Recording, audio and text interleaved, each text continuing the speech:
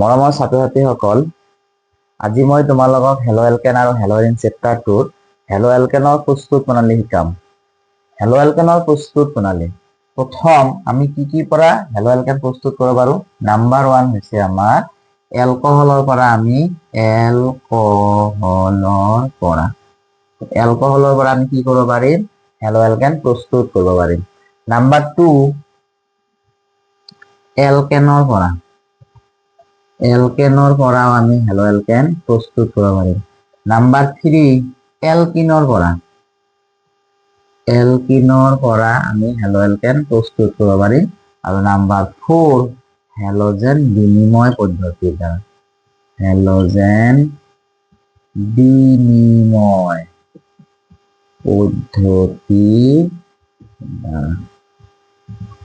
এই চাৰিটা প্ৰচেছৰ সহায়ত তোমালোকক মই হেলো এলকেনৰ প্ৰস্তুত প্ৰণালী শিকাম।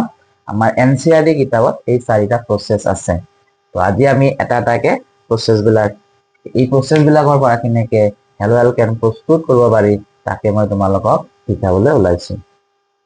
প্ৰথমতে আমি এলকহলৰ পৰা শিকিম। এলকহলৰ পৰা কেনেকে হেলো এলকেন পোৱা যায় তোমালোকে চাবা। আমি জানো এলকহল মানে কি? এলকহল মানে হৈছে OH। তো OH থাকা বস্তুৰ পৰা আমি কি বনাব লাগে? হেলো থকা বস্তু আনিব লাগে। ফৰ এক্সাম্পল, সাপোজ মই এটা এলকহল ললো CH3CH2OH। ইয়াৰ লগত যদি মই HCl দিওঁ at the presence of ZnCl2, HCl2 বিক্ৰিয়াত অংশগ্ৰহণ কৰিব, ZnCl2 অনুঘটক হিচাপে থাকিব।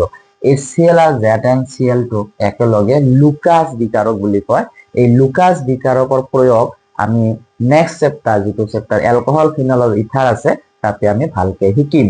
তো ইয়াতে কি হ'ব, তোমালোকৰ এই OH আৰু H মিলি হ'ব পানী, বাকি থাকিল কি Cl, এই OH ৰ ঠাইত Cl বহিব। That means CH3CH2Cl plus H2O. Simply এই OH আৰু H মিলি পানী আছে, Cl টো ইয়াতে আহিব। ঠিক তেনেকে আৰু এটা কথা মনত ৰাখিব পাৰা, ইয়াতে এইটো কয় লুকাছ বিকাৰক। এই লুকাছ বিকাৰকে যদি এলকহল বিলাক হয়, যদি 3 ডিগ্ৰী এলকহল হয়, এইটো হাইয়েষ্ট সোনকালে ৰিয়েকশনটো দেখাব। তাতকে 2 ডিগ্ৰী এলকহল অলপ কম দেখাব। 1 ডিগ্ৰী এলকহল যথেষ্ট লাহে লাহে এই ZnCl2 আৰু HCl লগত বিক্ৰিয়া কৰিব। যদি আমাক কয় যে সক্ৰিয়তাৰ ক্ৰমটো কি, তেতিয়াহ'লে আমি কম 3 ডিগ্ৰী এলকহল, তাৰপিছত 2 ডিগ্ৰী এলকহল, তাৰপিছত 1 ডিগ্ৰী এলকহল। এই ডিটেইলছ বস্তুখিনি আমি এলকহল ফিনল ইথাৰ চেপ্টাৰত ভালকে পঢ়িম। নেক্সট আমি চাম নেক্সট ৰিয়েজেন্ট যি এলকহল হল, ইয়াৰ লগত যদি মই PCl3 দিওঁ তেতিয়াহ'লেও আমাৰ হেলো এলকেন হ'ব। এইবাৰো চোৱা, ইয়াতে Cl আছে, ইয়াতে OH আছে। সিম্পলি OH আৰু Cl থাকিলে সিম্পলি কি কৰিব লাগে? OH ৰ ঠাইত এটা Cl দিব লাগে। তেতিয়াহ'লে আনসাৰ কি হ'ব? CH3CH2Cl। ইয়াত যিহেতু 3টা Cl আছে, গতিকে মই ইয়াতে 3 দিম। ইয়াত 3 দিয়াৰ কাৰণে এই মূল বস্তুটোৰ আগত 3 দিব লাগিব। তেতিয়াহ'লে তোমালোকে চোৱা, H 3টা থাকিল, H3, P থাকিল এটা, PO থাকিল 3টা, H3PO3। এইটোক কয় সাইড প্ৰডাক্ট। H3PO3 টো সাইড প্ৰডাক্ট। এইবিলাক আমাৰ মেইন প্ৰডাক্ট, কাৰণ আমাক লাগে হেলো এলকেন, আমি হেলো এলকেন পাই আছো। তো PCl3 ইউজ কৰিও আমি কি কৰিব পাৰো? হেলো এলকেন প্ৰস্তুত কৰিব পাৰো এলকহলৰ পৰা। সিম্পলি কথাটো হৈছে, আগৰবাৰ OH আছিল, Cl আছিল, OH ৰ ঠাইত Cl দিছো, OH আছে, Cl আছে, OH ৰ ঠাইত Cl দিছো।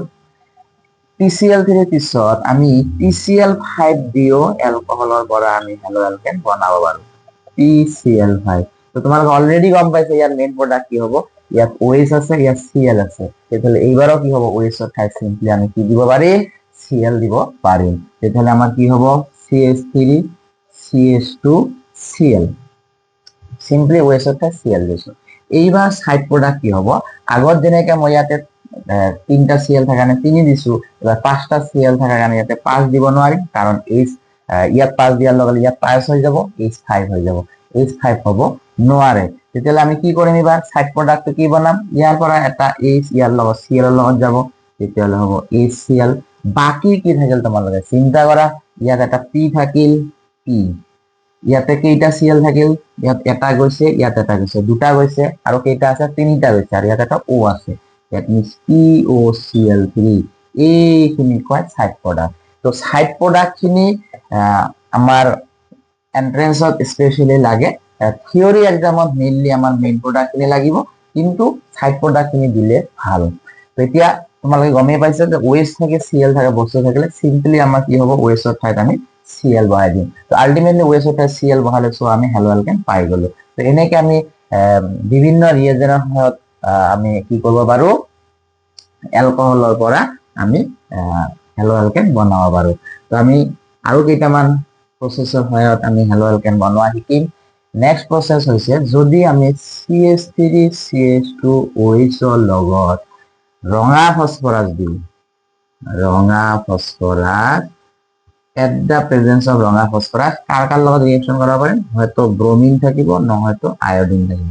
ইয়াত ব্ৰমিন আৰু আয়োডিন থাকিব, বেলেগ নাথাকিব। তো ওএছৰ ঠাইত যদি ব্ৰমিন থাকে তেতিয়াহ'লে আমি কি কৰিম, ইয়াতে CH3CH2Br দিম। আৰু যদি কিবা কাৰণত আয়োডিন থাকে তাহলে ওএছৰ ঠাইত সিম্পলি কি দিম, আয়োডিন দিম। তো আলটিমেটলি আমাৰ চোৱা এইবিলাকো হেলো এলকেন হৈ আছে, হেলো এলকেন। এই ৰঙা ফসফরাসের উপস্থিতিত ব্রোমিন বা আয়োডিন দিলেও আমি কি পাও, হেলো এলকেন পাও। সিম্পলি এইবাৰ চোৱা ওএছৰ ঠাইত আমাৰ যিটো হেলোজেন থাকে সেই হেলোজেনটো আহিব। আগৰবাৰ ওএছৰ লগত সিএল আছে সেইকাৰণে ওএছৰ ঠাইত সিএল দিছিলো, এইবাৰ বিআৰ আছে সেইকাৰণে ওএছৰ ঠাইত বিআৰ দিম। যিটো হেলোজেন থাকিব সেই হেলোজেনটো আমি ইয়াতে বহাই দিব লাগে। এইটো প্ৰসেছ গল। আমি আৰু এটা প্ৰসেছ আছে এনসিআৰটি কিতাপত চাব, CH3CH2OH ইয়াৰ লগত যদি NaBr দিয়া যায়, অব্লিক KBr দিয়া যায়, NaBr থাকিব পাৰে KBr থাকিব, যিটো থাকিব সেই হিচাপত আমি ইউজ কৰিম at the presence of sulphuric acid H2SO4। তেতিয়াহ'লে কি উৎপন্ন হ'ব, এবাৰ হেলোজেন কি আছে, বিআৰ আছে, তেতিয়াহ'লে OH এৰ ঠাইত সিম্পলি কি আহিব, আমাৰ বিআৰ আহিব। That means CH3CH2Br। Side product হিসেবে আমার কি হব, যদি আমি Na ইউজ করি, এনসিআরটি কিতাবত Na দিয়া আছে, যদি আমি Na ইউজ করি তেতিয়াহ'লে কি হব, এই ইয়ার OH আর ইয়ার একটা H দিয়ে হব ওয়াটার, ওয়াটার হয়। এতিয়া সাপোজ আমি NaBr দিলো, এনসিআরটি কিতাবত যেহেতু NaBr আছে তেতিয়াহ'লে কি হব, আমার সাইড প্রোডাক্টটো OH আর H মিলে হল পানি, এটা বাকি থাকিল কি Na, আর ইয়াত বাকি থাকিল কি HSO4। এইখিনি হল আমার সাইড প্রোডাক্ট। এতিয়া এই বস্তুটো কেনেকে সৃষ্টি হয় যদি আমি জানিব লাগে তেতিয়াহ'লে চোৱা তোমালোকে কেনেকে সৃষ্টি হয়। এই NaBr আৰু সালফিউৰিক এসিড ফাৰ্ষ্টতে লগ লাগে, এনেকুৱা লগ লাগে, NaBr প্লাস H2SO4, এই দুটা লগ লাগি আমাৰ হ'ব HBr প্লাস NaHSO4। এই এটা H এটা Br এর লগত লগ লাগি হল HBr, আৰু ইয়াত বাকি থাকিল কি HSO4, সেইকাৰণে NaHSO4। এইখিনি আমি পাই গেলো। এতিয়া এই HBr কি কৰে, এই HBr এই মানে এলকহলটোৰ লগত লগ লাগে। এলকহলটো কি আছে CH3CH2OH, এইটো HBr আমি লগ লগালে কি পাম, এই যে OH এর ঠাইত Br টো আহিব। তেতিয়াহ'লে আমি কি লিখিম, CH3CH2Br, H আর OH মিলি হব পানি। এইখিনি লগ লগালে চলা এইখিনি হৈ যাব। তোমালোকে গম পাইছা ইয়াতে পানি আছে আৰু এইটো। তো কেনেকে এই NaBr আৰু সালফিউরিক এসিড লগ লাগিলে আমি এই বস্তুটো পাওঁ, তোমালোকক মই এইটো দেখালো। ঠিক আছে, তো মেইন বস্তুটো এইখিনিৰ পৰাহে আমি এই বস্তুটো পাওঁ। আমি ডাইরেক্ট স্টেপত ঠিকে লিখো, কিন্তু অ্যাকচুয়ালি এইটো কি হয়, এই NaBr আৰু সালফিউৰিক এসিড লগ লাগিলে HBr আৰু NaHSO4 হয়। এই HBr এৰ লগত যেটো অ্যালকোহল পাম সেইটো লগ লাগিলে আমাৰ CH3CH2Br হয়। এইটো বস্তু সৃষ্টি হয়। বুঝছে, তো সিম্পলি এনেকা মনত ৰাখিব পাৰা, তোমালোকে এনেকা লগ পাব। এতিয়া যদি কিবা কাৰণত এই সালফিউৰিক এসিডৰ ঠাইত আমি যদি আমাক এইটো আমি হেলো এলকাইল ব্রোমাইড পালো, যদি আমাক আয়োডাইড লাগে কেতিয়াবা তেতিয়াহ'লে আমি কি কৰিম, সাপোজ এটা এলকহল ললো CH3CH2OH আৰু আমি ললো সাপোজ এইবাৰ Ki। এইবাৰ কিন্তু আমি সালফিউৰিক এসিডৰ ঠাইত আমি অৰ্থোফসফৰিক এসিড ইউজ কৰিম, H3PO4 ইউজ কৰিম। তোমালোকৰ এনসিআৰটি কিতাবত এটা প্ৰশ্ন আছে 6.2 যে এলকহলৰ পৰা এলকাইল আয়োডাইড প্ৰস্তুত কৰোতে সালফিউৰিক কেআইৰ লগত কিয় আমি সালফিউৰিক এসিড ব্যৱহাৰ নকৰো, তেতিয়াহ'লে কিহৰ কাৰণে আমি H3PO4 ব্যৱহাৰ কৰো এইটো আমি শিকিম। সো আমি এটা সিম্পলি বৰ্তমান আমি শিকিম যে যদি এলকহলৰ লগত Ki ইউজ কৰা যায় তেতিয়া আমি তাতে কি দিম, H3PO4 দিম। তেতিয়াহ'লে আমি কি পাম, CH3CH2I প্লাস KOH। কে আর OH মিল KH হৈ গ'ল। এতিয়া যদি কিবা কাৰণত আমি এই ফসফৰিক এচিডৰ ঠাইত সালফৰিক এচিড ইউজ কৰো তেতিয়া কি হ'ব? এটেনশন, সাপোজ মই এনেকা ৰিয়েকশন এটা ললো, CH3 CH2OH প্লাস KI, ইয়াতে ফসফৰিক এচিডৰ ঠাইত মই কি দিলো? সালফৰিক এচিড দিলো। তেতিয়া কি হ'ব? তেতিয়া কি প্ৰবলেমটো হ'ব? এই KI H2SO4 লগত লগ লাগিলে কি উৎপন্ন হ'ব? মই এইখিনি মুছি দিলো। KI সালফৰিক এচিডৰ লগত লগ লাগিলে উৎপন্ন হ'ব কি উৎপন্ন হ'ব? HI প্লাস KHSO4, এটা H এটা I হল HI, K ইয়াত দুটা H আছিল, এটা ইয়াত আহিছে, গতিকে এটা H ইয়াতে আছে, KHSO4। যেহেতু H2SO4 এটা স্ট্রং অক্সিডাইজিং এজেন্ট, খুব তীব্র জারক পদার্থ, ই কি কৰিব? এই চাইৰ লগত পুনৰ লগ লাগিব, পুনৰ বিক্ৰিয়া কৰিব, বিক্ৰিয়া কৰি ইয়াক কি কৰিব? I2 লৈ ট্ৰান্সফাৰ কৰিব। I2 উৎপন্ন হল plus SO2 plus H2O form কৰিব। এতিয়া তোমালোকে চোৱা, যদি কিবা কাৰণত সালফৰিক এচিড আমি দিও তেতিয়াহলে আমাৰ কি উৎপন্ন হ'ব? তেতিয়াহলে এই চাই I2 লৈ ৰূপান্তৰিত কৰিব। কিন্তু আমাক লাগে কি? আমি যদি ব্যালেন্স কৰো ইয়াতে তেতিয়াহলে আমি কি কৰিব পাৰিম? এই HI এৰ আগত এটা 2 দিম আৰু পানীৰ আগত এটা 2 দিম। সো আলটিমেটলি দুটা হাইড্রোজেন মিলে 4টা হাইড্রোজেন, ইয়াতে আছে 4টা অক্সিজেন, দুটা মিলে 4। কিন্তু আমাক লাগে কি?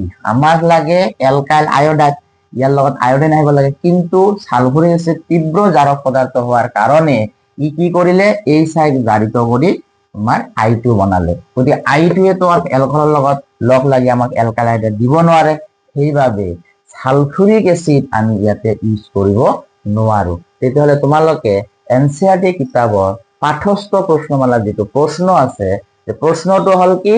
যে এলকহলৰ পৰা অ্যালকাইল আয়োডাইড প্ৰস্তুত কৰোতে KI লগত আমি সালফুৰিক এসিড কিয় ব্যৱহাৰ কৰিব নোৱাৰিম?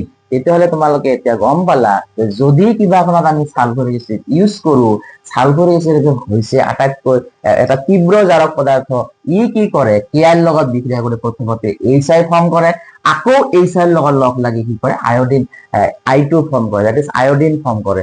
কিন্তু আমাক লাগে অ্যালকাইল আয়োডাইড, গতিকে আমি অ্যালকাইল আয়োডাইড নাপাম। সেই কাৰণে আমি সালফুৰিক এসিডৰ ঠাইত আমি কি ইউজ কৰিছিলো? অৰ্থ ফসফৰিক এসিড ইউজ কৰিছো। তো আশা কৰো তোমালোকে এনসাৰটো পালা। এনসাৰটো তেনেকে লিখিবা যে সালফুৰিক এসিডৰ এলকহলৰ পৰা আমাৰ অ্যালকাইল আয়োডাইড প্ৰস্তুত কৰোতে KI লগত আমি সালফুৰিক এসিড ব্যৱহাৰ কৰিব নোৱাৰো, কাৰণ সালফুরিক এসিড হৈছে তীব্র জারক পদার্থ। এই তীব্র জারক পদার্থই KI HI লৈ রূপান্তরিত করে, আকৌ ই তীব্র জারক পদার্থ হওয়ার কারণে এই সাইড আকৌ I2 লৈ রূপান্তরিত করে। গতিকে আমি অ্যালকাইল আয়োডাইড নাপাম বা হ্যালো অ্যালকেন নাপাম। সেই কারণে আমি H2SO4 ব্যবহার কৰিব নোৱাৰিম। তো এনসিআৰটি কিতাবত যেটো প্ৰশ্নটো আছে, এই প্ৰশ্নটো ইম্পৰ্টেন্ট, গতিকে তোমালোকে এনসারটো ভালকে লিখি লবা। তেতিয়াহলে আমি কি চালো? যে KI লগত যদি আমি সালফুরিক এসিড দিও অ্যালকাইল আয়োডাইড নহব, তো KI লগত আমি কি দিব লাগিব? অর্থ ফসফরিক এসিড দিলেহে আমি কি পাম? অ্যালকাইল আয়োডাইড পাম। লাস্ট এটা প্রসেস আছে, সেইটো হল যে আমি যদি এলকহলৰ লগত SOCl2 দিও, ইয়াৰ নাম হৈছে থায়নিল ক্লোৰাইড দিও, তেতিয়া হলেও চোৱা ইয়াতে OH আছে, ইয়াতে Cl আছে, তো সিম্পলি আমাৰ এনসার কি হ'ব? CH3 CH2Cl প্লাস ইয়ার এটা H এটা Cl লগ লাগি হ'ব HCl, এই SO আর O মিলি হ'ব SO2। এই দুটাই গ্যাসীয় পদার্থ, এই দুটাই গ্যাসীয় পদার্থ হওয়ার কারণে এই অ্যালকাইল ক্লোৰাইডৰ পৰা এই গ্যাসীয় পদাৰ্থ দুটা মানে আমাৰ আঁতৰোৱাত যথেষ্ট সুবিধা হয়। সেই কাৰণে মনত ৰাখিবা, যিমান কেইটা আমি প্ৰসেস শিকিলো, আটাইতকৈ উৎকৃষ্ট প্ৰসেস হৈছে SOCl2 ইউজ কৰা। এই SOCl2 নাম হৈছে থায়নিল ক্লোৰাইড। তেতিয়াহ'লে আমি গম পালো যে যদি আমাক কিবা কাৰণত আমাৰ ল্যাবৰেটৰীত হওক বা ইণ্ডাষ্ট্ৰীত আমাক যদি এলকহলৰ পৰা আমাৰ এলকাইল ক্লোৰাইড বনাব লাগে তেতিয়াহ'লে উৎকৃষ্ট প্ৰয়োগ কোনটো? উৎকৃষ্ট প্ৰয়োগ হৈছে থায়নিল ক্লোৰাইডৰ প্ৰয়োগ। কাৰণ এই থায়নিল ক্লোৰাইড প্ৰয়োগ কৰিলে যি দুটা উপজাত দ্ৰব্য হ'ব, সাইড প্ৰডাক্ট হ'ব, দুটা গেছীয়, এই দুটা গেছীয় সোনকালে ইয়াৰ পৰা এই এলকাইল ক্লোৰাইডৰ পৰা আমি কি কৰিব পাৰিম? আঁতৰ কৰিব পাৰিম। সেইকাৰণে এই প্ৰচেছটো কোৱা হয় আটাইতকৈ উৎকৃষ্ট প্ৰয়োগ। যদি কিবা কোনো পৰীক্ষাত আহে তোমালোকৰ যে এলকহলৰ পৰা হেলো এলকেন প্ৰস্তুত কৰোতে কোনটো আটাইতকৈ উৎকৃষ্ট প্ৰয়োগ, উৎকৃষ্ট ৰিয়েজেন্ট, তেতিয়াহ'লে আমি কম থায়নিল ক্লোৰাইড। কাৰণ কি? এই থায়নিল ক্লোৰাইড ইউজ কৰিলে যি দুটা উপজাত দ্ৰব্য হ'ব এই দুটাই হ'ব আমাৰ গেছীয়। গতিকে ইয়াত আমি পিয়ৰ এলকাইল ক্লোৰাইড পাম, বিশুদ্ধ এলকাইল ক্লোৰাইড পাম। গতিকে মনত ৰাখিবা থায়নিল ক্লোৰাইড এলকহলৰ পৰা হেলো এলকেন প্ৰস্তুত কৰে আটাইতকৈ উৎকৃষ্ট ৰিয়েজেন্টটো কি হৈছে আমাৰ থায়নিল ক্লোৰাইড। এইখিনিয়ে হল তোমালোকৰ হেলো এলকেনৰ প্ৰস্তুত প্ৰণালী এলকহলৰ পৰা। তো আমাৰ প্ৰথম কণ্ডিশ্যনটো আমাৰ আছিল এলকহলৰ পৰা। তেতিয়াহ'লে আমি কি বুজি পালো এলকহলৰ পৰা? যে ইয়াত যিটো হেলোজেন থাকিব এই ওএইচত থাকে সেই হেলোজেনটো দিলেই আমাৰ কি হৈ যায়? হেলো এলকেন প্ৰস্তুত হৈ যায়। তো এনেকে আমি এলকহলৰ পৰা কি কৰিব পাৰো? হেলো এলকেন প্ৰস্তুত কৰিব পাৰো। এলকহলৰ পৰা হেলো এলকেন কেনেকে বনাই এইখিনি আমি শিকিলো। এতিয়া আমাৰ 2 নম্বৰ প্ৰচেছটো কি আছিল? এলকেনৰ পৰা। গতিকে এলকেনৰ পৰাও আমি কি কৰিব পাৰো? হেলো এলকেন প্ৰস্তুত কৰিব পাৰো। সাপোজ এটা মই এলকেন ললো CH3CH3 এটা এলকেন ললো, ইয়াৰ লগত সাপোজ ক্লোৰিন বা ব্ৰোমিন যোগ কৰিম। সাপোজ মই ব্ৰোমিন দিলো at the presence of UV light. মনত ৰাখিবা ইয়াত ইউভি লাইট দিলেও হ'ব বা এইচ নিউ দিলেও হ'ব। কি? এইচ নিউ দিলেও হ'ব, ইউভি লাইট দিলেও হ'ব বা সূৰ্যৰ তাপ দিলেও হ'ব। তেতিয়াহ'লে কি কৰিম চাবা, ইয়াত তোমালোকে এটা বস্তু লক্ষ্য কৰিব লাগে, এইটো হৈছে কাৰ্বনত একে একে হাইড্ৰজেন আছে না বেলেগ বেলেগ হাইড্ৰজেন আছে। যদি একে একে হাইড্ৰজেন থাকে তেতিয়াহ'লে এটা প্ৰডাক্ট পাবা, বেলেগ বেলেগ থাকিলে আমি বেলেগ বেলেগ প্ৰডাক্ট পাম। তো ইয়াত দেখা যায় দুটা কাৰ্বনতে সমান সমান হাইড্ৰজেন আছে, তেতিয়াহ'লে আমি কি কৰিম? প্ৰডাক্ট এটা পাম। কি প্ৰডাক্ট পাম? কাৰ্বন দুটা লিখি ল'ম, যি দুটা কাৰ্বন ইয়াতে আছে আমি এটা এটাকে লিখি ললো, দুটা কাৰ্বন লিখিছো। এতিয়া তোমালোকে ইয়াতে ব্ৰোমিন দিলেও হ'ব, ইয়াতে যিকোনো এটা কাৰ্বনত ব্ৰোমিন দিয়া। সাপোজ মই ইয়াতে ব্ৰোমিনটো দিলো, দিলে হাইড্ৰজেন ফিল আপ কৰিলে ইয়াত কেইটা হাইড্ৰজেন লাগিব? এটা, দুটা, তিনিটা। ইয়াত কেইটা লাগিব? দুটা হাইড্ৰজেন। তো আগতে ইয়াত আছিল 3টা হাইড্ৰজেন, বৰ্তমান আমি লিখছো 2টা হাইড্ৰজেন। তাৰ মানে এটা ৰিপ্লেস কৰা হৈছে হাইড্ৰজেনক কাৰ দ্বাৰা? হেলোজেনৰ দ্বাৰা। গতিকে আৰু বাকি থাকিল কি? ইয়াত এটা এইচ থাকিল, এটা ব্ৰোমিনৰ লগত লগ লাগাই ইচ্ছা কৰিলে এইচ দিয়া আৰু সাইড প্ৰডাক্ট হিচাপে লিখিব পাৰো। এতিয়া যদি কোনোবা এবাৰ নহয় স্যাৰ মই এইটোত নিদিও এইটোত দিম, একে কথা, এইটোত দিলে লগে লগে একে পাম। ইয়াতো কিমান ডিগ্ৰী হল? ইয়াত যেহেতু এই কাৰ্বনটো মাত্ৰ এটা কাৰ্বনৰ লগত ডাইৰেক্টলি এটাচ হৈছে, এইটো হ'ব 1 ডিগ্ৰী এলকাইল হেলাইড বা হেলো এলকেন। কিন্তু আমি যদি ইয়াত দিলো হয় একে 1 ডিগ্ৰী পালো হয়, কাৰণ ইয়াতে হাইড্ৰজেনৰ সংখ্যা সমান সমান আছে। এতিয়া যদি হাইড্ৰজেনৰ সংখ্যা সমান সমান না থাকে, সাপোজ এটা মই ললো CH3CH2CH3, এইবাৰ যদি মই দিও at the presence of UV light or h nu or তাপ, তেতিয়াহ'লে কি হ'ব? এইবাৰ চোৱা এইটো কাৰ্বনত আৰু এইটো কাৰ্বনত হাইড্ৰজেনৰ সংখ্যা একেই আছে, গতিকে দুটা মিলি আমাৰ প্ৰডাক্ট এটা হ'ব। আৰু ইয়াত আছে বেলেগ হাইড্ৰজেন, তাৰ মানে ইয়াত এটা প্ৰডাক্ট হ'ব। তেতিয়াহ'লে আমি ইয়াত প্ৰডাক্ট পাম দুটা। তেতিয়াহ'লে প্ৰডাক্ট দুটা পাম কাৰণে আমি এনেকে দুবাৰ লিখিম, এবাৰ লিখিলো আৰু এবাৰ লিখিলো। কিয় দুইবাৰ লিখিছো? কাৰণ ইয়াত 3টা ইয়াত 3টা, সেই দুটা মিলি এটা, আৰু ইয়াত দুটা আছে, বেলেগ বেলেগ হাইড্ৰজেন আছে। তো দুই প্ৰকাৰৰ হাইড্ৰজেন আছে, এটা দুটা এটা 3টা, সেইকাৰণে দুই প্ৰকাৰৰ আমাৰ প্ৰডাক্ট হ'ব। তো প্ৰথমতে সাপোজ মই ইয়াত দিলো এটা ব্ৰোমিন, পিছৰবাৰ মই ইয়াত দিলো ব্ৰোমিন। ইয়াত তো দিব নালাগে কাৰণ এইটোত একে হাইড্ৰজেন আছিল, মানে ইয়াৰ লগত ৰিপিট হ'ব। এটা হাইড্ৰজেন ফিল আপ কৰিলে ইয়াত আমি দিম দুটা, ইয়াত দিম দুটা, ইয়াত দিম 3টা, ইয়াত দিম দুটা, ইয়াত দিম এটা, ইয়াত দিম 3টা। মনত ৰাখিবা যেতিয়া প্ৰডাক্ট এটাতকৈ বেছি হয় তেতিয়া এই ইয়াত যে আমি এইচ দিয়া দিছো সাইড প্ৰডাক্ট, মনত ৰাখিবা তেতিয়া কিন্তু সাইড প্ৰডাক্ট দিব নালাগে। এতিয়া প্ৰডাক্ট যদি এটাতকৈ বেছি হয় তেতিয়াহ'লে আমাৰ মুখ্য প্ৰডাক্ট আৰু গৌণ প্ৰডাক্ট কোনটো হ'ব? মনত ৰাখিবা যিটো ডিগ্ৰী বেছি হ'ব। সো ইয়াত ডিগ্ৰী কিমান? 3 ডিগ্ৰী, ইয়াত 1 ডিগ্ৰী, সৰি ইয়াত 2 ডিগ্ৰী, ইয়াত 2 ডিগ্ৰী কেনেকা হৈছে? ইয়াত এটা কাৰ্বন আছে, ইয়াত এটা কাৰ্বন আছে, এই হেলোজেনটোৰ লগত দুটা কাৰ্বন লাগিছে, গতিকে এইটো 2 ডিগ্ৰী। ইয়াৰ লগত এটা ডাইৰেক্টলি এটা কাৰ্বন লাগা আছে এই কাৰ্বনটোৰ লগত, গতিকে এইটো কয় 1 ডিগ্ৰী। এই কাৰ্বনটো কিন্তু ইয়াৰ লগত ডাইৰেক্টলি লগা নাই, এইখানে এইটো 1 ডিগ্ৰী এইটো 2 ডিগ্ৰী সো কিবা কাৰণে যদি হেলোজেনটো আমি ইয়াৰ পৰা আঁতৰাই দিওঁ তেতিয়াহ'লে এটা প্লাছ হ'ব ইয়াৰ পৰা যদি মই আঁতৰাই দিওঁ এইটো এটা প্লাছ হ'ব এইটো কিমান কাৰ্বনৰ মাথাত প্লাছ থাকিলে তাক কয় কাৰ্বকেটায়ন তো ইয়াত কিমান ডিগ্ৰী কাৰ্বকেটায়ন সৃষ্টি হ'ব সেকেন্ডাৰী কাৰ্বকেটায়ন সৃষ্টি হ'ব ইয়াৰ পৰা কিমান ডিগ্ৰী কাৰ্বকেটায়ন সৃষ্টি হ'ব 1 ডিগ্ৰী কাৰ্বকেটায়ন সৃষ্টি হ'ব আমি জানো কাৰ্বকেটায়ন বিলাকৰ ভিতৰত 3 ডিগ্ৰী কাৰ্বন আটাইতকৈ সুস্থিৰ তাৰপিছত 2 ডিগ্ৰী কাৰ্বন তাৰপিছত 1 ডিগ্ৰী কাৰ্বন তো ইয়াত যেহেতু 2 ডিগ্ৰী আৰু 1 ডিগ্ৰী আছে তো আমি জানিম যে 2 ডিগ্ৰী কাৰ্বনৰ সুস্থিৰতা 1 ডিগ্ৰী কাৰ্বনতকৈ বেছি সেইভাবে এইটো হ'ব মুখ্য প্ৰডাক্ট আৰ এইটো হ'ব গৌণ প্ৰডাক্ট কেতিয়াবা পৰীক্ষা ডাইৰেক্টলি কয় যে এইটো দি কেনে ক'ব যে মুখ্য প্ৰডাক্টটো লিখা তেতিয়াহ'লে আমি এইটো লিখিম মুখ্য প্ৰডাক্ট বুজি পালা তোমালোকে তো এইটো কিয় মুখ্য প্ৰডাক্ট হৈছে যদি তোমাৰ বুজাত অসুবিধা হয় তেতিয়াহ'লে এইটো কথা মনত ৰাখিলে হ'ব ডিগ্ৰী বেছি হলে মুখ্য ইয়াত 2 ডিগ্ৰী 1 ডিগ্ৰী আছে তো কি আমি বুজিলো 2 ডিগ্ৰী তো মুখ্য প্ৰডাক্ট 2 ডিগ্ৰী কি হৈছে এই কাৰ্বনটোৰ দুই ফালে দুটা কাৰ্বন লাগা আছে 2 ডিগ্ৰী এই কাৰ্বনটোৰ একফালে এটাহে কাৰ্বন বন্ড হৈ আছে গতিকে 1 ডিগ্ৰী হয় তো আশা কৰো তোমালোকে এলকেনৰ পৰা হেলো এলকেন প্ৰস্তুত কৰা শিকিলা সাপোজ মই এটা এক্সাম্পল লম তোমালোকৰ এনসিআরটি কিতাপত আছে সাপোজ এইটো ললো ইয়াতে সাপোজ মই দিছো ডাবল বন্ড ইয়াতে দিলো Br2 ইয়াতে দিলো ইউভি তেতিয়াহ'লে আমি কি কৰিম চোৱা আমি পঢ়ি আছো এলকেনৰ পৰা দ্যাট মিন্স এলকেনৰ লগতে আমাৰ সম্পৰ্ক এলকিনৰ লগত কোনো সম্পৰ্ক নাই দ্যাট মিন্স এই দুটা কাৰ্বনৰ যে ডাবল বন্ডটো আছে আমাৰ ৰাইট সাইডত আমি হেতু এনেকে লিখি লম ফাৰ্স্ট কথা এতিয়া আমাৰ ইয়াত ব্ৰোমিন আছে এতিয়া আমি কাৰ্বনত ব্ৰোমিন দি এই কাৰ্বনটো চোৱা তোমালোকে দুটা বন্ড আছে দ্যাট মিন্স দুটা হাইড্ৰোজেন আছে এই কাৰ্বনতো দুটা হাইড্ৰোজেন আছে এই কাৰ্বনতো দুটা হাইড্ৰোজেন আছে কাৰণ দুটা বন্ড আছে এই কাৰ্বনতো দুটা বন্ড আছে মই কৈছিলো কি হাইড্ৰোজেন যদি একে থাকে প্ৰডাক্ট এটা পাম দ্যাট মিন্স ইয়াত প্ৰডাক্ট এটা পাম ইয়াতো দুটা একে একে হাইড্ৰোজেন আছে ইয়াত যেনেকে বেলেগ বেলেগ হাইড্ৰোজেন আছিল সেইকাৰণে বেলেগ বেলেগ প্ৰডাক্ট পাইছো একে হাইড্ৰোজেন হলে একে প্ৰডাক্ট পাম তেতিয়াহ'লে এই ব্ৰোমিনটো কোনটো কাৰ্বনত দিয়া যাব এইটোতে দিম নে এইটোত দিম যেহেতু গোটেইকেইটা হাইড্ৰোজেন একে আছে মনত ৰাখিবা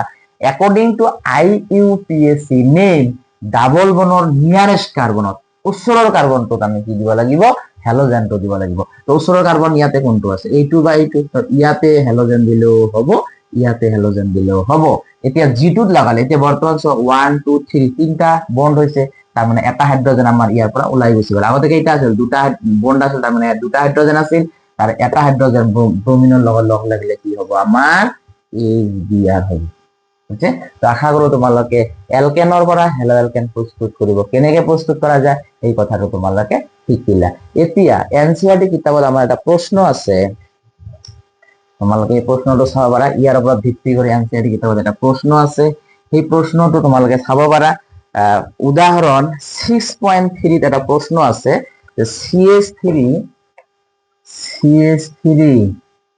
হোল টু CH2 CH3 লিখা আছে তোমালোকৰ কিতাপত যে এই যৌগটোৰ মুক্তমূলক ক্লোৰিনেশন বিক্ৰিয়াত গঠন হোৱা মনোক্লোৰ উৎপন্ন যৌগকেইটা চিনাক্ত কৰা তোমালোকে এনসিআৰটিৰ উদাহৰণ 6.3 এটো পাবা কি লিখা আছে এই যৌগটো দিছে যে যৌগটোৰ মুক্তমূলক ক্লোৰিনেশন বিক্ৰিয়াত গঠন হোৱা মনোক্লোৰ উৎপন্ন যৌগকেইটা চিনাক্তকৰণ কৰা তাৰ মানে কৈছে কি কেইটা মনোক্লোৰ যৌগ হ'ব ইয়াৰ পৰা আমি এটো চিনাক্ত কৰিব লাগে তাৰ মানে এই বস্তুটো যদি আমি এনেকে লিখি লও ফাৰ্স্টতে জি এইবিলাক কেনেকে লিখে যদি ব্রেকেট না থাকে সেই ব্রেকেট না থাকা বস্তুটো আমি ফার্স্টতে লিখিব লাগে তার ব্রেকেট না থাকে এইকেইটা কার্বন আছে আমি এইকেইটা লিখিলো 1 2 3 ইয়াত তিনিটা হাইড্ৰোজেন আছে মই দিলো ইয়াত দুটা হাইড্ৰোজেন আছে মই দিলো আৰ ইয়াত এটা হাইড্ৰোজেন আছে মই দিলো এতিয়া ইয়াত লগত কি লাগিব আমি জানো কাৰ্বনৰ যদি 4 গতিকে ইয়াত আৰু দুটা দাগ দিব লাগিব বন্ড দিব লাগিব ইয়াত CH3 কেইটা আছে দুটা আছে এইটো এটা এতিয়া আমাৰ প্ৰশ্নটো হৈছে যে এই যৌগটোৰ পৰা কিমানটা মনোক্লোৰ যৌগ আমি গঠন কৰিব পাৰো অ্যাটেনশন ইয়াৰ পৰা কিমানটা পাৰিম সাপোজ মই এবাৰ ইয়াত দিম এই কাৰ্বনটোত দিম তাহলে ইয়াৰ পৰা আমি মনোক্লোৰ যৌগ আমি যদি ক্লোৰিন ইউজ কৰো at the presence of UV light তেতিয়াহ'লে আমি প্ৰথমতে সাপোজ ইয়াত দিম ইয়াত দিলে আমাৰ যৌগটো কেনেকুৱা হ'ব CH3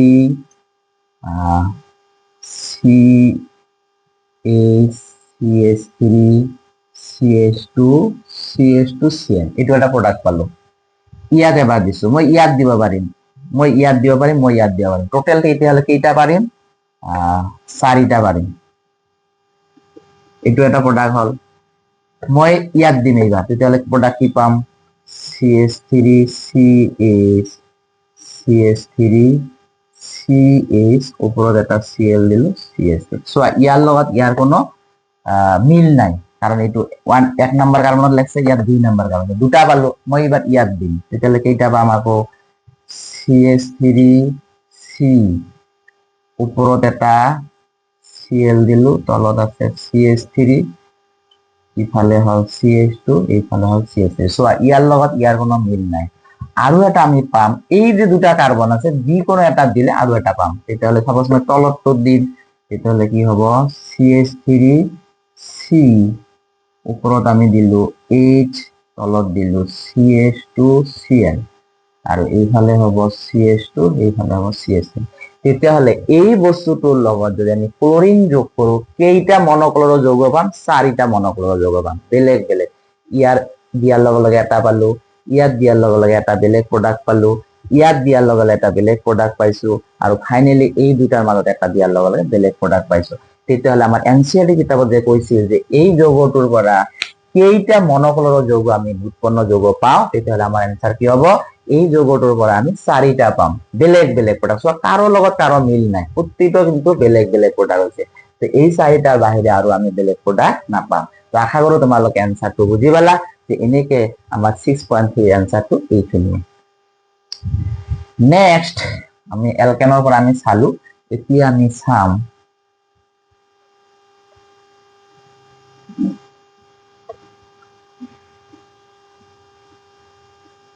তিনি নাম্বাৰ প্ৰসেস কি আছিল আমাৰ?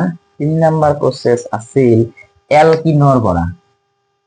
3 নাম্বাৰ প্ৰসেস আমাৰ আছিল এলকিনৰ পৰা। তো এলকিনৰ পৰা আমি কি পাব পাৰো? হ্যালো এলকেন পাব পাৰো। কেনেকে পাব পাৰো? সো অ্যাটেনশন, সাপোজ যদি এলকেনটো সমান সমান হাইড্রোজেন থাকে, দ্যাট ইজ কল্ড সিমেট্রিক্যাল বা সমমিত। যদি সমমিত হয় তেতিয়াহ'লে আমাৰ কোনো নিয়ম নাই, আমি কি কৰিম? সিম্পলি ইয়াতে সাপোজ মই HBr দিলো, দিলে কি হ'ব? এটা কাৰ্বনত দুটা যেটো সমান সমান হাইড্রোজেন আছে, এটাত আমি H দিম পজিটিভ পার্ট, এটাত দিম নেগেটিভ পার্ট। তেতিয়াহ'লে আমাৰ এনসারটো কি হ'ব? CH3 CH2Br। কোনোবা যদি নহয় মই এইটো কাৰ্বনত Br দিম, দিব পাৰিবা, এইটোত H দিব পাৰিবা। তো সমান সমান কাৰ্বন থাকিলে কোনো ধৰণৰ নিয়ম নাই, তোমাৰ ইচ্ছা মতে এটা কাৰ্বনত পজিটিভ পাৰ্ট দিবা, এটা কাৰ্বনত নেগেটিভ পার্ট দিবা। কিন্তু যদি সমান সমান কার্বন না থাকে, তেতিয়াহ'লে আমি তাক কম অসমমিত এলকিন। এই অসমমিত এলকিন যদি থাকে, তেতিয়াহ'লে কিন্তু আমি ইচ্ছা মতে দিব নোৱাৰিম। তেতিয়া আমি এটা নীতি ফলো কৰিব লাগে। সেই নীতিটোৰ নাম হৈছে মাৰ্কনিকফৰ নীতি। ফাৰ্ষ্ট ইয়াৰত হাইড্ৰকাৰ্বন চেপ্টাৰত আমি অলৰেডি মাৰ্কনিকফৰ নীতি পঢ়ি আহিছো। এই মাৰ্কনিকফৰ নীতিটো কি, আকৌ যদি তোমালোকে কোনোবাই পাহৰিছা, এই মাৰ্কনিকফৰ নীতিটো হৈছে এই যি দুটা কাৰ্বনত ডাবল বন্ডটো প্ৰত্যক্ষভাৱে লাগি থাকে, সেই প্ৰত্যক্ষভাৱে লাগি থকা কাৰ্বনটোৰ যিটো কাৰ্বনত হাইড্ৰজেনৰ সংখ্যা কম থাকে, ইয়াত চোৱা হাইড্ৰজেনৰ সংখ্যা কম আছে, তাতে আমি ঋণাত্মক অংশ যোগ কৰিব দিব লাগে, আৰু যিটো বেছি থাকে তাতে ধনাত্মক অংশ যোগ কৰিব দিব লাগে। এইটোৱে হল মাৰ্কনিকফৰ নীতি। আকৌ এবাৰ কৈছো, মাৰ্কনিকফৰ নীতিটো কি? যে এই নীতি মতে দ্বিবন্ধনযুক্ত কাৰ্বন দুটাৰ ভিতৰত যিটো কাৰ্বনত হাইড্ৰজেনৰ সংখ্যা কম আছে, তাতে আমি ঋণাত্মক অংশটো যোগ কৰিব লাগে। এই ঋণাত্মক অংশটো ইয়াত আহিব, আৰু যিটো বেছি আছে তাতে ধনাত্মক অংশ যোগ কৰিব লাগে। এই CH3 লগত আমাৰ কোনো সম্পৰ্ক নাই, অনলি ডাবল বন্ড যি দুটা কাৰ্বনত আছে তাতেহে আমি চেক কৰিম যে আমাৰ হাইড্ৰোজেন বেশি আছে না হাইড্ৰোজেন কম আছে। যদি হাইড্ৰোজেন কম আছে তাতে আমি ঋণাত্মক অংশটো লগাম, আৰু য'ত হাইড্ৰোজেন বেশি আছে তাতে ধনাত্মক অংশটো লাগাম। এইটো কোনে কৈছিলে? মাৰ্কনিকফে কৈছিলে। এই মাৰ্কনিকফৰ নীতি মতে আমি এইটো যোগ কৰিব লাগে। তেতিয়াহ'লে আমাৰ ইয়াৰ এনসাৰ কি হ'ব? CH3 CH, Br2 ইয়াত আহিব, আর ইয়াতে দুটা হাইড্রোজেন অলরেডি আছে, আর একটা হাইড্রোজেন আহিলে কেইটা হাইড্রোজেন হবো? আমার 3টা হাইড্রোজেন হবো। তো আমার এনসার হবো এইটো। এতিয়া যদি কিবা কাৰণত ইয়াতে পেৰক্সাইড মেনশন কৰা থাকে, উল্লেখ কৰা থাকে, তেতিয়া কি হ'ব? CH3 CH double bond CH2 plus HBr, ইয়াতে এবার মই কি দিলো? পেৰক্সাইড দিলো। মনত ৰাখিবা যদি পেৰক্সাইড দিয়া থাকে, তেতিয়াহ'লে এইটো কয় এন্টি মাৰ্কনিকভছ ৰুল, মানে প্ৰতি মাৰ্কনিকভৰ নীতি। এছামিছত কি কয়? প্ৰতি মাৰ্কনিকভৰ নীতি। এতিয়া প্ৰতি মাৰ্কনিকভৰ নীতিটো কি?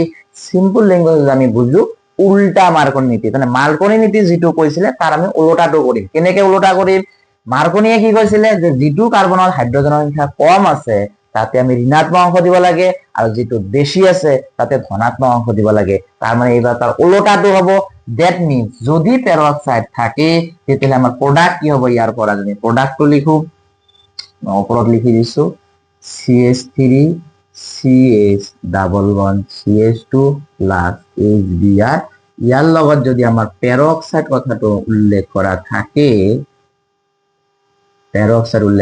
তেতিয়াহ'লে মাৰ্কনিকভৰ ওলোটা হ'ব। মাৰ্কনিকভৰ ঋণাত্মকটো ইয়াত আহিছিল, তেতিয়াহ'লে এইবাৰ ঋণাত্মকটো ক'ত যাব? য'ত হাইড্ৰজেন বেছি আছে তাতে ঋণাত্মক, য'ত হাইড্ৰজেন কম আছে তাতে ধনাত্মক। চোৱা তোমালোকে ওলোটা হৈছে।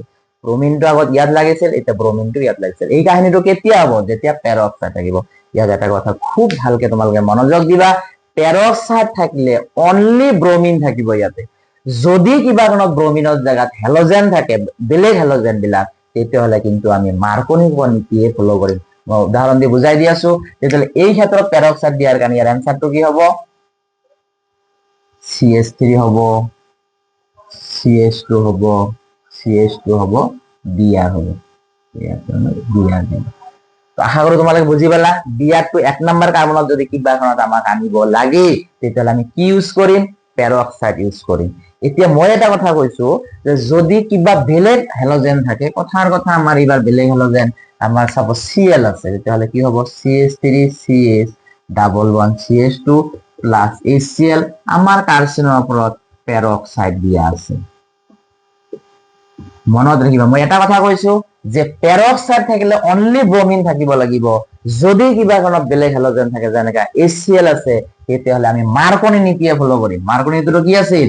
য'ত হাইড্ৰজেন কম তাতে ঋণাত্মক পাৰ্ট, য'ত বেছি তাতে পজিটিভ পাৰ্ট। যদিও পেৰক্সাইড আছিল, এই ক্ষেত্ৰত কিন্তু এন্টি মাৰ্কনি ৰুল ফলো নহ'ব।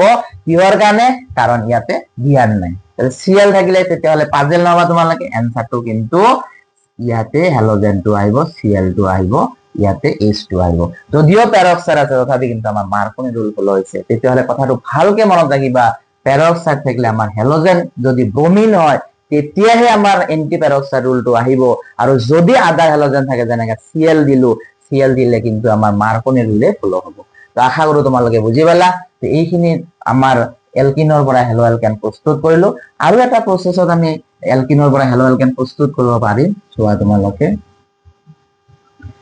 যদি কিবা কাৰণত আমি এটা এলকিন ললো, সিমেট্ৰিকেল এলকিন, ইয়াৰ লগত যদি আমি ব্ৰমিন যোগ কৰো at the presence of CCl4, তেতিয়া কি হ'ব? অ্যাটেনশন, যি দুটা কাৰ্বনৰ ডাবল বন্ড আছে, এই ব্ৰমিনটো সেই দুটা কাৰ্বনত ডাইৰেক্টলি অ্যাটাচ কৰি দিলেই আমাৰ এনসারটো হৈ যাব। দ্যাট মিন্স কি হ'ব? CH2Br single bond CH2Br। Double বন্ডটো সিঙ্গল বন্ড কিয় হল? কারণ য'ত য'ত 4 মিলাব লাগিব। তাহলে ইয়াতে অলরেডি দুটা হাইড্রোজেন আছে, তাহলে দুটা, তিনিটা, ইয়াতে 4টা। ঠিক তেনেকে ইয়াতো দুটা আছে, এখানে 4টা। এতিয়া কথাটো হল ইয়াত স্পেশালি আমি ব্রোমিনে ইউজ কৰিম। কিহৰ কাৰণে ব্ৰোমিনে ইউজ কৰিম? এই ব্ৰোমিনটো হৈছে ৰেডিশ ব্ৰাউন কালাৰ, আৰু যেতিয়াই আমি CCl4 ইউজ কৰিম ইয়াৰ লগত, তেতিয়াহ'লে এই যিটো প্ৰডাক্ট পাম এইটো হ'ব কালাৰলেছ প্ৰডাক্ট। তেতিয়াহ'লে যদি আমি এলকিন, কাৰ্বন কাৰ্বনেৰ মাজত ডাবল বন্ড আছে নাকি সেইটো আমি জাজ কৰাৰ কাৰণে এই প্ৰসেসটো বা এই বিক্ৰিয়াটো আমি ইউজ কৰিব পাৰো। ইয়াত হল ৰেডিশ ব্ৰাউন ব্ৰোমিন, যেতিয়া ইয়াৰ লগত লগ লাগিব ইয়াৰ প্ৰডাক্টটো কি হৈ যাব? কালাৰলেছ ইউজ হ'ব। সেই কাৰণে ইয়াত স্পেশালি এই বিক্ৰিয়াটো আমি কাৰ্বন কাৰ্বনেৰ মাজত দ্বিবান্ধনী চিনাক্ত কৰাৰ কাৰণে এই প্ৰসেসটো আমি ইউজ কৰিব পাৰো। ইয়াত আছে ৰেডিশ ব্ৰাউন, প্ৰডাক্ট হ'ব কালাৰলেছ। গতিকে আমি এই প্ৰসেসটোৰ সহায়ত কাৰ্বনত যে ডাবল বন্ড আছে তাক আমি কি কৰিব পাৰো? জাস্টিফাই কৰিব পাৰো। তো যিয়ে নহওক, যদি কাৰ্বনৰ লগত এনেকে ডাবল বন্ড থাকে আৰু ইয়াতে ব্ৰোমিনটো হেলোজেন থাকে, হেলোজেনটো ব্ৰোমিন থাকে, তেতিয়াহ'লে আমাৰ যি দুটা কাৰ্বনৰ ডাবল বন্ড আছে সিম্পলি এটা এটা হেলোজেন সেই কাৰ্বন দুটা লগাই দিলেই আমাৰ হৈ যাব। এতিয়া যেটো প্ৰডাক্ট পাইছো এইটো হৈছে ডাই হেলো এলকেন, কাৰণ দুটা দুটা হেলোজেন আছে। এই ওচৰা-ওচৰি দুটা কাৰ্বনৰ যদি হেলোজেন লাগে তাক স্পেচিয়েল নাম দিয়া হৈছে, এই স্পেচিয়েল নামটো আছিল ভিছ। তাহলে এটাকে আমি কি কব পাৰো, ভিছ ডাই হেলো এলকেন হ'ব, বা ভিছ ডাই ব্ৰমো এলকেন। আশা কৰো তোমালোকে বুজি পালা। এইখিনি আছিল আমাৰ এলকিনৰ পৰা হেলো এলকেনৰ প্ৰস্তুত প্ৰণালী। লাষ্ট প্ৰসেস এটা আছিল আমাৰ হাতত, সেইটো আছিল কি, যে আমি যদি হেলোজেন বিনিময় পদ্ধতি কৰো, এই হেলোজেন বিনিময় পদ্ধতিৰ দ্বাৰাও আমি কি কৰিব পাৰো, হেলো এলকেন প্ৰস্তুত কৰিব পাৰো। লাষ্ট প্ৰসেস আমাৰ হ'ব হেলোজেন বিনিময় পদ্ধতিৰ দ্বাৰা, তো এইটো প্ৰসেসৰ সহায়ত আমি কি কৰিব পাৰো, হেলো এলকেন প্ৰস্তুত কৰিব পাৰো। ইয়াৰে দুটা প্ৰসেস আছে, এই হেলোজেন বিনিময় পদ্ধতিৰ দ্বাৰা আকৌ দুটা স্পেচিয়েল প্ৰসেস আছে। তার এ নাম্বারটো দিয়ে আমি লিখিম ফিঙ্কেলস্টেইন বিক্রিয়া, ফিঙ্কেলস্টেইন বিক্রিয়া। এই ফিঙ্কেলস্টেইন বিক্রিয়াটো কি, তোমালোকে যে সেন্টেন্স লিখিব যেনেকে লিখিব পাৰা, শুকান এচিটনৰ উপস্থিতিত এলকাইল ক্লোৰাইড অথবা এলকাইল ব্ৰোমাইডৰ সৈতে সোডিয়াম আয়োডাইড যোগ কৰিলে এলকাইল আয়োডাইড পোৱা যায়। এই বিক্রিয়াটো ফিঙ্কেলস্টেইন বিক্রিয়া বুলি। এতিয়া আমি চাম এইটো কি বস্তুটো ফিঙ্কেলস্টেইন বিক্রিয়া। সাপোজ এটা মই এলকাইল ক্লোৰাইড বা এলকাইল ব্ৰোমাইড ললো, সাপোজ ইয়াতে মই ললো বিআৰ, ইয়াৰ লগত মই সোডিয়াম আয়োডাইড যোগ কৰিলো। এট দা প্ৰেজেন্ট মই কি কৈছো, এচিটন। এই এচিটনটো কেনেকুৱা এচিটন, মনত ৰাখিবা ড্ৰাই শুকান এচিটন। ইয়াৰ লগে লগে হেলোজেন বিনিময়, তোমালোকক যদি কওঁ যে বিনিময় কৰা, বিনিময় মানে তোমালোকে কি বুজি পোৱা, আদান প্ৰদান, যে এই বস্তুটো তোমালোকে বিনিময় কৰিবা। তেতিয়াহ'লে কোনোবাই যদি কয় যে এই আমটো আৰু আঙুৰটো বিনিময় কৰা, তেতিয়াহ'লে যাৰ হাতত আম আছে আঙুৰৱালাক দিব, আঙুৰৱালাই কি কৰিব, আঙুৰখিনি আম থকা মানুহজনক দিব। দ্যাট ইজ কল্ড বিনিময়, বিনিময় কৰিম আমি। তো ইয়াতে আমাৰ হেলোজেনটো উল্টা পুল্টা হৈ আছে, ইয়াত আছে বি আর ইয়াত আছে আই, দ্যাট মিন্স এই আইটো ইয়াতে আহিব, এই ব্ৰোমিনটো ইয়াতে আহিব, বিনিময় কৰিম। ইয়াৰ হেলোজেন ইয়াতে দিলো, ইয়াৰ হেলোজেন ইয়াতে দিলো, তেতিয়াহ'লে প্ৰডাক্টটো কি পাম, CH3CH2I প্লাস NaBr, এই আয়োডিনটো ইয়াত আহিছে, ব্ৰোমিনটো ইয়াত আহিছে। এতিয়া এটা কথা হল, ইয়াতে আমি কিহৰ কাৰণে শুকান এচিটন ইউজ কৰিছো। তোমালোকে জানা যে এই NaBr এটা আয়নীয় যৌগ, যদি কিবা কাৰণত শুকানৰ জাগাত পানী থাকে তেতিয়াহলে কি প্ৰব্লেম হ'ব, এই ইটো বস্তুটো যে আয়নীয় বস্তু, এই বস্তুটো কি হ'ব, ভাঙি যাব। ভাঙি যোৱাৰ লগে লগে এই ৰিয়েকশনটো ৰিভাৰ্স হ'ব, দ্যাট মিন্স এই ৰিয়েকশনটো আকৌ এই দুটা লগ লাগি এইটো বস্তুলৈ ৰূপান্তৰিত হ'ব। ৰিয়েকশনতে ঘূৰি নাহে, তেতিয়াহলে এই শুকান এচিটন দিয়াৰ লগে লগে এই বস্তুটো অধ্যক্ষেপ হিচাপে পৰি থাকিব, তেতিয়া আমাৰ কোনো প্ৰব্লেম নহব। কিন্তু যে শুকানৰ জায়গাত আমি ভিজা দিওঁ, পানী জাতীয় বস্তু দিওঁ, জলীয় কিবা বস্তু দিওঁ, তেতিয়াহলে কিন্তু এই ৰিয়েকশনটো কি হ'ব, আকৌ এইটো ৰিভাৰ্স হৈ এই সোঁফালৰ পৰা বস্তুটো আকৌ বাওঁফাললৈ গতি কৰিব। তাৰ মানে এই বস্তুটো আকৌ আমাৰ স্টেবল নহব। সেইকাৰণে আমি কি কৰিম, শুকান দিম। আৰু এচিটন কি ইউজ কৰিছো, এচিটন এটা পোলাৰ যৌগ, পোলাৰ যৌগ হোৱাৰ কাৰণে এই এচিটনে এই বন্ডাল ব্ৰেক কৰাত, ভাঙাত কি কৰে, আমাৰ যথেষ্ট সহায় কৰে। সেইকাৰণে এচিটন ইউজ কৰিছো আমি এইটো ভাঙাৰ কাৰণে, আৰু শুকান এচিটন ইউজ কৰিছো যাতে এই বস্তুটো আকৌ ঘূৰি আগৰ অৱস্থালৈ আহিব নোৱাৰে। কাৰণ আমাক লাগে এলকাইল আয়োডাইড, যদি ৰিয়েকশনটো ঘূৰি যায় আকৌ কিন্তু গৈ কেনে এলকাইল ব্ৰোমাইড পাম। গতিকে এই ৰিয়েকশন যে ৰিভাৰ্স ৰিয়েকশন নহয়, ঘূৰি নাহে, এই ৰিয়েকশনটো যাতে অদক্ষেপ হিচাপে NaBrটো কৰি থাকিব পাৰে, সেইকাৰণে আমি কি কৰিম, ইয়াতে শুকান এচিটন ইউজ কৰিম। তো এইটো হল আমাৰ ফিঙ্কেলস্টেইন বিক্ৰিয়া। আৰু লাস্ট এটা আছে আমাৰ বি নাম্বাৰ, এইটো হল সোয়াৰ্জ বিক্ৰিয়া। কি বিক্ৰিয়া, সোয়াৰ্জ বিক্ৰিয়া। সোয়াৰ্জ বিক্ৰিয়াত আমি কি কৰিম, আমি এলকাইল ক্লোৰাইড প্ৰস্তুত কৰিম। তোমালোকে এটা কথা লক্ষ্য কৰা, আমি যিমান কেইটা প্ৰচেছ দিছো, আমাৰ কেতিয়াবা তোমাৰ কি হৈছে, এলকাইল ক্লোৰাইড হৈছে, কেতিয়াবা এলকাইল ব্ৰোমাইড হৈছে, কেতিয়াবা এলকাইল আয়োডাইড হৈছে।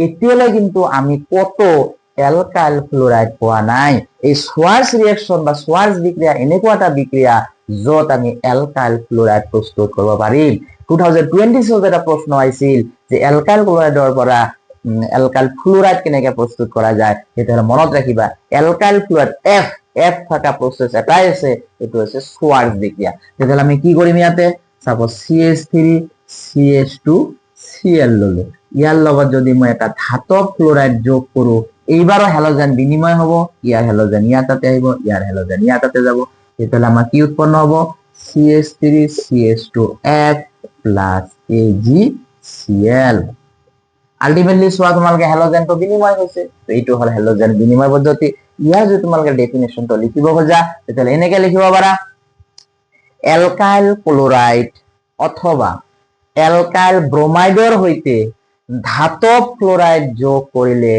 এলকাইল ফ্লোৰাইড প্ৰস্তুত হয় এই বিক্ৰিয়াটো সোৱাৰ্ছ বিক্ৰিয়া বুলি এইখিনি আছিল তোমালোকৰ হ্যালো অ্যালকেনৰ প্ৰস্তুত প্ৰণালী আমি চাৰিটা প্ৰচেছত হ্যালো অ্যালকেন প্ৰস্তুত কৰিলো এক নম্বৰ আছিল আমাৰ এলকহলৰ পৰা দুই নম্বৰ আছিল আমাৰ এলকিনৰ পৰা তিন নম্বৰ আছিল আমাৰ দুই নম্বৰ আছিল এলকেনৰ পৰা তিন নম্বৰ আছিল এলকিনৰ পৰা আৰু চাৰি নম্বৰ আমি পালো হ্যালোজেন বিনিময় পদ্ধতিৰ দ্বাৰা এই পদ্ধতি কেইটাৰ সহায়ত আমি কি কৰিব পাৰো হ্যালো অ্যালকেন প্ৰস্তুত কৰিব পাৰো এতিয়া আমাৰ এনসিআৰটি কিতাপত এই হ্যালো অ্যালকেনৰ প্ৰস্তুত প্ৰণালীৰ পৰা যি কেইটা প্ৰশ্ন আছে সেই প্ৰশ্ন কেইটা তোমালোকক মই সলভ কৰি দিবলৈ ওলাইছো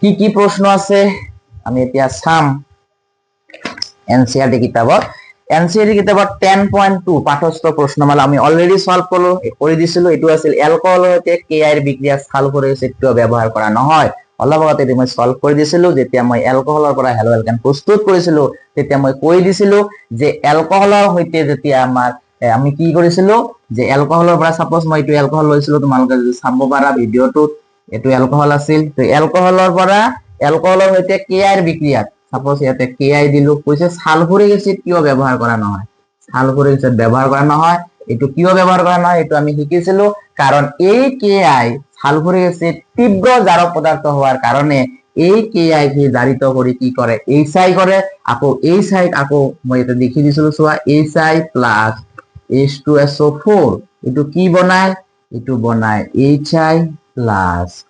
KHSO4 ই তীব্র জারক হওয়ার কারণে আকৌ HI লগত রিয়েক্ট করে আকৌ HI লগত রিয়েক্ট করে আকৌ HI লগত রিয়েক্ট কৰি কি ফৰ্ম কৰে আয়োডিন ফৰ্ম কৰে তাৰ পিছত সালফাৰ ডাইঅক্সাইড ফৰ্ম কৰে আৰু পানী ফৰ্ম কৰে ইয়াত যদি আমি ব্যালেন্স কৰো ইয়াতে এনেকৈ দিব পাৰো তেতিয়াহলে আমাক লাগে এলকাইল আয়োডাইড সোৱা এই KI ৰ বৰ্তমান অৱস্থা হৈছে I2 তাৰ মানে ই তীব্ৰ জাৰক হোৱাৰ কাৰণে এই KI জাৰিত হৈ কি বনাইছে I2 বনাইছে I2 ৰ লগত এলকহলৰ কোনো ৰিয়েক্ট নহব দ্যাট মিন্স আমাক লাগে এলকাইল আয়োডাইড আমি কিন্তু এলকাইল আয়োডাইড নাপাম সেই কাৰণে আমি ইয়াতে সালফাৰিক এসিড ইউজ নকৰো এই সালফাৰিক এসিডৰ জায়গাত আমি কি ইউজ কৰিব পাৰো CH3 CH2OH তাৰ লগত যদি আমি KI দিও তেতিয়াহলে ইয়াৰ লগত আমি অৰ্থ ফসফৰিক এসিড ইউজ কৰিম এই অৰ্থ ফসফৰিক এসিড ইউজ কৰিলে তেতিয়াহে আমি কি পাম ইয়াতে এলকাইল আয়োডাইড পাম আৰু কি পাম KOH পাম তো আশা কৰো তোমালোকে বুজি পালা যে প্ৰশ্নটো কি আছিল যে এলকহলৰ হইতে KI বিক্রিয়াত সালফারিক এসিড কিয় ব্যবহার করা নহয় তাহলে কিয় ব্যবহার করা নহয় আমি আনসারটো এনেকে লিখিম যে সালফারিক এসিড এটা তীব্র জারক পদার্থ হওয়ার কারণে এই সাইড জারিত কৰি এই সাইড পৰা আমাৰ কি KI পৰা আমাৰ উৎপন্ন কৰে এই সাইড আকৌ এই সাইড জাৰিত কৰি I2 লৈ ৰূপান্তৰিত কৰে যাৰ ফলত আমাৰ এলকহলৰ পৰা আমি এলকাইল আয়োডাইড পাব নোৱাৰিম সেই কাৰণে আমি সালফাৰিক এসিড তাতে ব্যৱহাৰ কৰিব নোৱাৰিম তো আশা কৰো তোমালোকে এনসাৰটো বুজি পাইছা নেক্সট প্ৰশ্ন কি আছে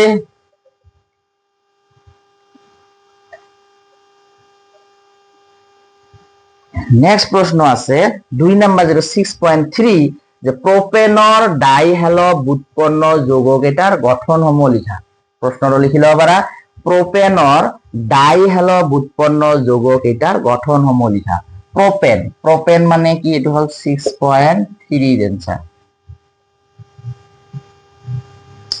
প্রোপেন মানে কি আছিল 1 2 3 ইয়াতে তিনটা হাইড্রোজেন ইয়াতে দুটা হাইড্রোজেন ইয়াতেও কেইটা হাইড্রোজেন আছে তিনিটা হাইড্রোজেন আছে। তো এইটো হৈছে প্ৰপেন। আমাৰ এনসাৰটো কি হ'ব, আমাক কৈছে যে ইয়াৰ পৰা ডাই হেলো এলকেন কি পোৱা যাব, দুটা দুটা হেলোজেন দিব লাগিব। তেতিয়াহ'লে আমি ইয়াৰ পৰা কি পাম, সাপোজ মই এইটো কাৰ্বনত এটা হেলোজেন দিলো আৰু এইটো কাৰ্বনত এটা হেলোজেন দিলো, তাহলে এটা প্ৰডাক্ট পালো। দুই নাম্বাৰ প্ৰডাক্ট আমি কি পাম, সাপোজ মই এইটোত এটা হেলোজেন দিলো, ইয়াতো এটা হেলোজেন দিলো। চোৱা ইয়াৰ লগত ইয়াৰ কিন্তু কোনো মিল নাই, ইয়াতো হৈছে 1,3 ডাইক্লোৰোপ্ৰপেন, আৰু এইটো হৈছে 1,2 ডাইক্লোৰোপ্ৰপেন, দুটা হল। আৰু আমি কি কৰিব পাৰো, সাপোজ মই এটাতে দুটা লগাই দিম, এটাতে দুটা লগালো, তেতিয়াহ'লে কি হ'ব, এইটো 1,1 ডাইক্লোৰো হ'ব। আৰু এটা আমি কি কৰিব পাৰো, দুই নাম্বাৰ কাৰ্বনত ডাবল ক্লোৰিন দিব পাৰো, তেতিয়াহ'লে 2,2। চোৱা কাৰো লগত কাৰো মিল নাই। তো আমাৰ প্ৰশ্নটো কি আছিল, আমাৰ প্ৰশ্নটো আছিল যে প্ৰপেনৰ ডাইহেলো উৎপন্ন যৌগকেইটাৰ গঠনসমূহ লিখা। এই কেইটাই হৈছে আমাৰ, এই চাৰিটাই হৈছে ডাইক্লোৰো ডাইহেলো। এতিয়া হেলো দিছিল, আমি হেলোজেনৰ জায়গাত ক্লোৰিন দিলো, তো এইটো হৈছে ডাইহেলো উৎপন্ন যৌগ। এই কেইটাই আমি ডাইহেলো উৎপন্ন যৌগ পাম। তোমালোকে ইচ্ছা কৰিলে যিহেতু হেলো গৈছে, ইয়াত সিএলৰ জায়গাত ব্ৰমিন দিব পাৰা, যিকোনো এটা হেলোজেন দিলেই হয়। তাহলে আশা কৰো তোমালোকে বুজি পালা, এনসাৰটো বুজি পালা, স্ক্ৰিনশট মাৰি ৰাখা, তোমালোকৰ হেল্প হ'ব। নেক্সট 10.4 সৰি 6.4, এই 6.4 ৰ পৰা তোমালোকৰ কিন্তু পৰীক্ষাত বহুতবাৰ আহিছিল। গতিকে আমি এতিয়া 6.4 ওলাব শিকাবলৈ ওলাইছো। তোমালোকৰ যদি পুৰানা এনসিআৰটি কিতাপ আছে তেতিয়াহ'লে কিন্তু তাতে 10.4 পাবা, আৰু নিউ যিটো এডিশন হৈছে আমাৰ নতুন এনসিআৰটি কিতাপ, তাতে তোমালোকে পাবা 6.4। ইয়াতে প্ৰশ্নটো কি লিখা আছে, C5H12 C5H12 আণবিক সংকেত যুক্ত সমযোগী এলকেন সমূহৰ ভিতৰত, তোমালোকে এনসিআৰটি কিতাপটো বাহিৰ কৰি লোৱা, তাতে লিখা আছে চোৱা, C5H12 আণবিক সংকেত যুক্ত সমযোগী এলকেন সমূহৰ ভিতৰত কোনটোৱে আলোক ৰাসায়নিক ক্লোৰিনেশন বিক্ৰিয়াত তিনটা কন্ডিশন দিছে। এক নাম্বাৰ কন্ডিশন আছে মনোক্লোৰো যৌগ উৎপন্ন হ'ব লাগিব। তাৰ মানে ইয়াৰ পৰা ইয়াৰ যেটো সমযোগী যৌগ হ'ব, এই সমযোগী যৌগবিলাকৰ ভিতৰত এনেকুৱা এটা সমযোগী যৌগ আমাক ল'ব লাগে যাৰ ফলত নাকি আমি অনলি এটা মনোক্লোৰো যৌগ পাম, মাত্ৰ এটা মনোক্লোৰো যৌগ পাম। তো ইয়াৰ পৰা আমি কি কি ইয়াৰ সমযোগী যৌগবিলাক কি আঁকিব পাৰিম, চোৱা তোমালোকে ফাৰ্ষ্ট ইয়াৰত হাইড্ৰকাৰ্বন চেপ্টাৰটোত এইবিলাক পাই আহিছা। সো ইয়াতে আমি কি কৰিম চোৱা, ইয়াতে কেইটা কার্বন আছে, 5টা, 1 2 3 4 5, 5টা কার্বন আছে, হাইড্রোজেন আছে 12টা। গতিকে আমি হাইড্রোজেন বিলাক এনেকে আমি ফিল আপ কৰি যাব পাৰো, হাইড্ৰোজেন বিলাক এনেকে ফিল আপ কৰি যাব পাৰো।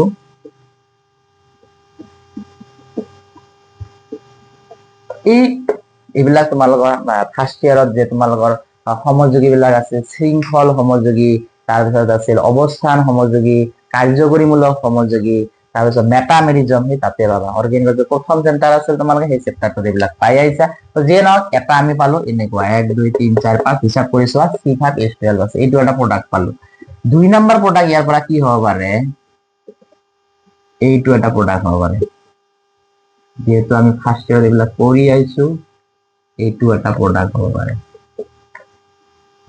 এইবিলাক হাইড্ৰোজেন, এইবিলাক হাইড্ৰোজেন। চোৱা হিচাপ কৰি 1 2 3 4 5, এই C5 হাইড্ৰোজেন কেইটা, 3টা 4 5 6 7 8 9 9 3 12।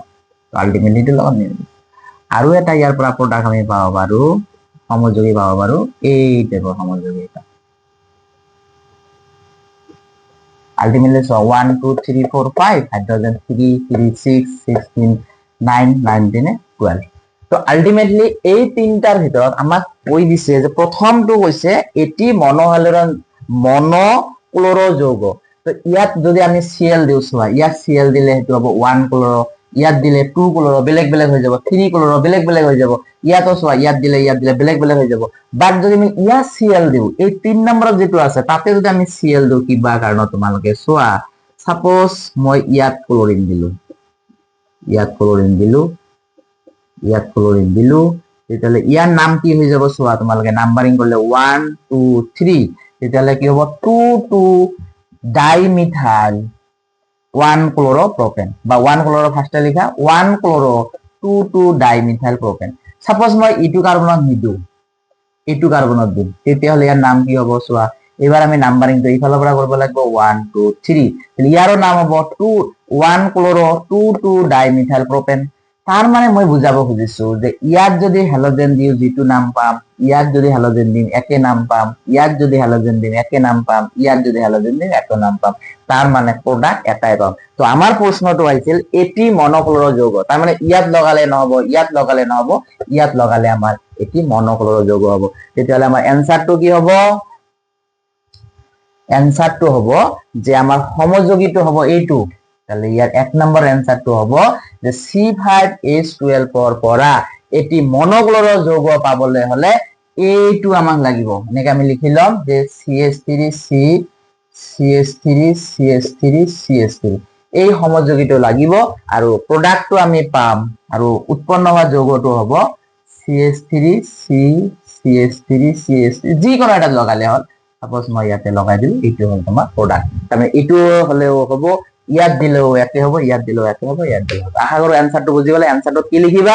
এনসাৰটো লিখিবা যে C5H12 পৰা এটি মনোক্লোৰো যৌগ পাবলৈ হলে আমাৰ সমযোগীটো হ'ব এইটো আৰু ইয়াৰ পৰা উৎপন্ন হোৱা যৌগটো হ'ব এইটো। এনেকে লিখিলে আমাৰ 1 নম্বৰ প্ৰশ্নৰ এনসাৰ হৈ যাব। 2 নম্বৰ প্ৰশ্নত কি দিছে? তিনিটা সমযোগী মনোক্লোৰাইড। আশা কৰি এইটো তোমালোকৰ লিখা হল। তিনিটা সমযোগী মনোক্লোৰাইড। এইবাৰ তিনিটা পাব লাগিব। তো তিনিটা পাব লাগিলে আমি কোনটো ইউজ কৰিম চোৱা, এইটো ইউজ কৰিম। 1 নম্বৰটো তোমালোকে চোৱা, 1 নম্বৰটো কি আছিল আমাৰ? 5টা কাৰ্বন আছে, হয় না? 5টা কাৰ্বন আছে। যদি মই ইয়াত এটা হেলোজেন দিও, এটা প্ৰডাক্ট পালো, এটা প্ৰডাক্ট পালো। এইবিলাক CH3 ভালকে তোমালোকে লিখি লবা, CH3 CH2 CH2 এটা প্ৰডাক্ট পালো। 2 নম্বৰ যদি মই ইয়াত দিও 1 2 3 4 5 সৰি 5, তেতিয়াহলে মই ইয়াত দিব পাৰিম এটা Cl। ইয়াত দিলে কি হ'ব? CH3, ইয়াতে এটা হাইড্ৰোজেন দিলো, ইয়াত দুটা হাইড্ৰোজেন দিলো, ইয়াতে দুটা হাইড্ৰোজেন দিলো, ইয়াতে তিনটা হাইড্ৰোজেন দিলো। সো এইটো হ'ব 1 ক্লোৰোপেন্টেন, এইটো হল 2 ক্লোৰোপেন্টেন। যদি মই ইয়াত দিও, ইয়াত এটা দিব পাৰিম, ইয়াত দিলে কি হ'ব? 3 ক্লোৰো। এতিয়া যদি মই ইয়াত দি দিও কথাৰ কথা, ইয়াৰ লগত ৰিপিট হৈ যাব। ইয়াত দিয়াৰ লগে আমি ইটো সাইডৰ পৰা কাউন্ট কৰিম। বৰ্তমান এইটো আছে 3 ক্লোৰো।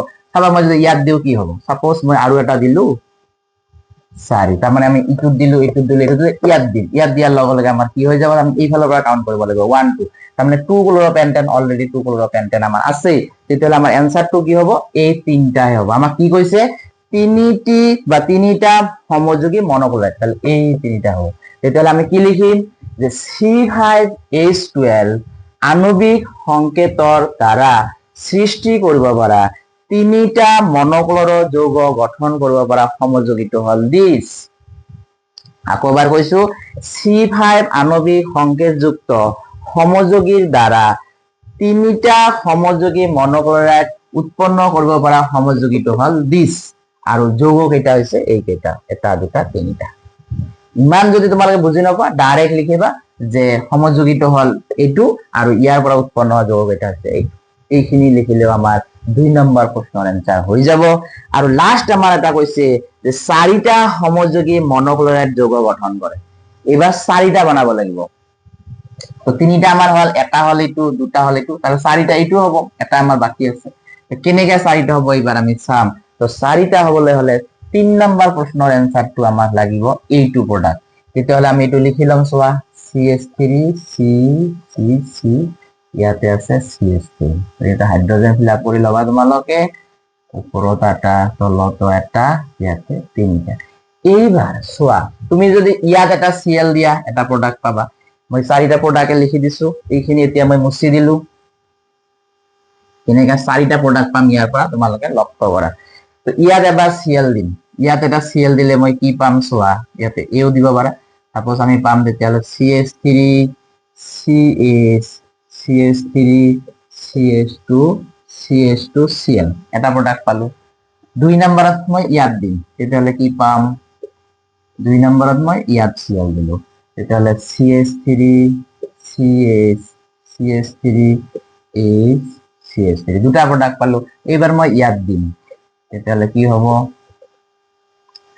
এইবাৰ মই ইয়াত দিম Cl2 তেতিয়াহলে CH3 তেতিয়াহলে ইয়াতে হ'ব CH3 ইয়াতে দুটা হাইড্ৰোজেন দিবা ইয়াতে তিনটা চোৱা ইটোৰ নাম কি হৈ যাব এটো হ'ব 1 2 3 4 1 ক্লোৰো 3 মিথাইল বিউটেন ইয়াত কি হ'ব 2 ক্লোৰো 3 মিথাইল বিউটেন ইয়াত কি হ'ব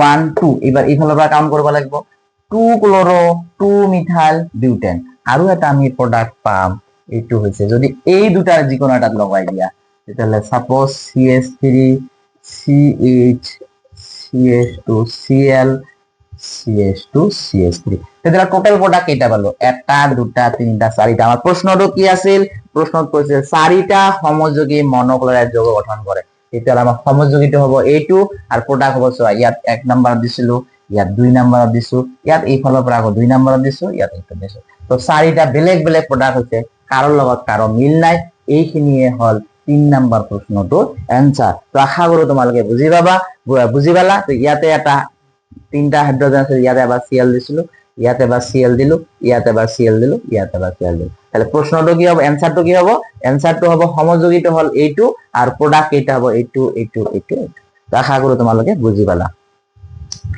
নেক্সট এনসিইআৰটি কিতাবত আমি যিখিনি আজি পঢ়িছিলো হেলো এলকেনৰ প্ৰস্তুত প্ৰণালী তাৰে পৰা আৰু কেইটামান প্ৰশ্ন আছে সেইকেইটা আমি সলভ কৰিম তোমালোকৰ যদি নতুন কিতাপ তেতিয়াহলে তাতে লিখা আছে 6.5 আৰু যদি পুৰণা কিতাপ হয় তেতিয়াহলে লিখা আছে 10.5 তাতে প্ৰশ্নটো কি লিখা আছে যে তলত দিয়া বিক্ৰিয়াবোৰত প্ৰস্তুত হোৱা মুখ্য মনোহেলো যৌগৰ গঠন লিখা নাম্বাৰ 1 কি দিয়া আছে আমাৰ নাম্বাৰ 1 দিয়া আছে সাইক্লোহেক্সেন ওইচ তাৰ মানে সাইক্লোহেক্সানল ইয়াৰ লগত দিয়া আছে HOCl2 যেতিয়া মই তোমালোক আজি পঢ়াইছিলো তেতিয়া এটা কথা কৈছিলো যে এলকহলৰ পৰা হেলো এলকেন প্ৰস্তুত কৰাত আটাইতকৈ উৎকৃষ্ট প্ৰচেছটো কি আছিল এই HOCl2 that is called thionyl chloride ইয়াত কি হ'ব মই কৈছিলো যদি OH থাকে আৰু ইয়াতে Cl থাকে সিম্পলি এই OH এর জায়গাত আমি কি এটা বহাই দিম Cl বহাই দিম বাকি থাকিল কি ইয়াৰ এটা H ইয়াৰ Cl এর লগত লগ লাগিলে হ'ব HCl এই SO আর O মিলি হ'ব SO2 গ্যাস দুটাই গ্যাসীয় পদার্থ এই দুটাই উড়ি গুচি যাব এটা হল 1 নম্বৰ প্ৰশ্নৰ আনসাৰ তো প্ৰশ্নটো কিনে আছিল ইয়াতে হোৱাট মান আছিল হোৱাটত থাকে আমি এনেকে লিখিব পাৰি 2 নম্বৰ প্ৰশ্নটো কি আছে 2 নম্বৰ প্ৰশ্নটো আমাৰ দিছে কি দিছে এটু দিছে CH2 CH3 আৰ ইয়াতে দিছে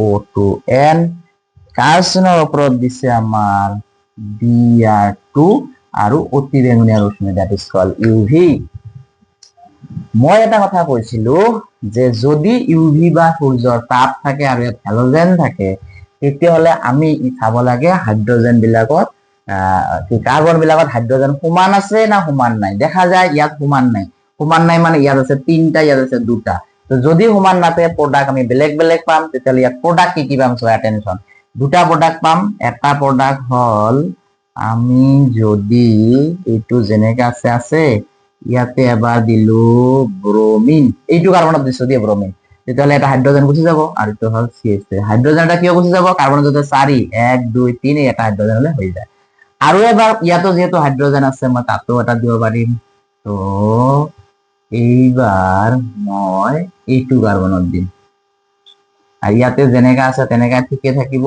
ইয়াতে কি আছিল আমাৰ O2N এটা তোমালোকে চোৱা আমাৰ দুটা অপশন আছে যেহেতু ইয়াতে হাইড্ৰোজেন বেলেগ বেলেগ আছে গতিকে আমি বেলেগ বেলেগ প্ৰোডাক্ট পাম মই কৈছো হাইড্ৰোজেন বেলেগ থাকিলে প্রোডাক্ট বেলেগ বেলেগ হ'ব এতিয়া ইয়াত যেতিয়া আমি লগাইছো এটো হৈছে 2 ডিগ্ৰী কেনেকৈ গম পালো চোৱা এই যেটো কাৰ্বনত ব্ৰোমিন লাগছে ইয়াত এটা কাৰ্বন ইয়াত এটা কাৰ্বন দুটা কাৰ্বন ইয়াত যত ব্ৰোমিন লাগছে ইয়াৰ লগত এটা কাৰ্বন তাহলে আছে ইয়াত এটা প্ৰোটন এই দুটা কাৰ্বন তাৰ মানে এটো 1 ডিগ্ৰী এটো 2 ডিগ্ৰী আমাৰ প্ৰশ্নটো আছিল মুখ্য যৌগটো লাগে তেতিয়াহলে মই আজিয়ে তোমালোকক শিকাইছিলো এই চেপ্টাৰ এই ভিডিওটোৰ জৰিয়তে যেতিয়া আমি হেলো এলকেন প্ৰস্তুত কৰেছিলো যে এইটোৰ পৰা যদি আমি হ্যালোজেনটো গুছাই যাও 2 ডিগ্ৰী কাৰ্বোকাৰ্বন হ'ব এইটোৰ পৰা হ্যালোজেন গুছাই দিলে 1 ডিগ্ৰী কাৰ্বোকাৰ্বন হ'ব যেহেতু 2 ডিগ্ৰি কাৰ্বনেৰ সুস্থিৰতা 1 ডিগ্ৰি কাৰ্বনতকৈ বেছি তেতিয়াহ'লে মোৰ এনসাৰ হ'ব এইটো, কাৰণ এইটো হ'ব মুখ্য প্ৰোডাক্ট। এই ক্ষেত্ৰত তোমালোকে এইটো নিলিখিলেও হ'ব, কাৰণ আমাৰ প্ৰশ্নটো কি কৈছিল, প্ৰশ্নটো কৈছে মুখ্য বিক্ৰিয়াজাত পদাৰ্থটো লিখা, তেতিয়াহ'লে আমি এইটো লিখিলে হ'ব। আৰু যদি কিবা কাৰণে তোমালোকে দুটাই লিখিব খোজা তেতিয়াহ'লে ইয়াৰ তলত লিখি দিব লাগিব মুখ্য, ইয়াৰ তলত লিখি দিব লাগিব গৌণ।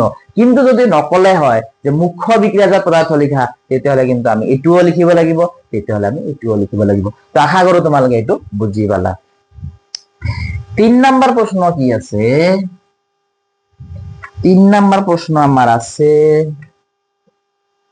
এটা বেনজিন আছে, ইয়াৰ লগত OH আছে আৰু ইয়াৰ লগত CH2OH আছে আৰু ইয়াৰ লগত HCl আছে, HCl আৰু তাপ। মনত ৰাখিবা প্লাস HCl দিলেও যি হ'ব, এৰৰ ওপৰত দিলেও একে হ'ব, কথাটো একেটা। মনত ৰাখিবা যদি বেনজিন ৰিং থাকে আৰু OH থাকে, এই OH2 হৈছে ইয়াৰ লগত স্টেবল বন্ড ফৰ্ম কৰি আছে, ইয়াৰ ডাবল বন্ড আছে। তো ডাবল বন্ডৰ লগত আমাৰ কোনো সম্পৰ্ক নাই, অনলি আমি চাম সিঙ্গল বন্ড থকা কাৰ্বনৰ লগত OH আছে নেকি। যদি সিঙ্গল বন্ড থকা কাৰ্বনৰ লগত OH থাকে তেতিয়াহ'লে এই OH আর H মিলে হবে পানী, এই Cl টো সিম্পলি তাতে যাব।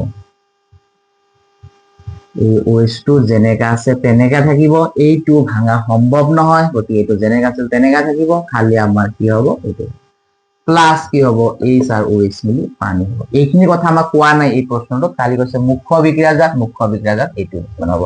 এইটো এইবাৰ OH ৰ লগত Cl হ'ব, তেতিয়াহ'লে তোমালোকে এটা গম পাবা যে OH থাকিলে লগে লগে তোমালোকে Cl নিদিবা, চাবা যাতে ডাবল বন্ড আছে নাকি। যদি ডাবল বন্ড আছে তেতিয়াহ'লে সেই OH2 যেনেকা আছে তেনেকাই থাকিব।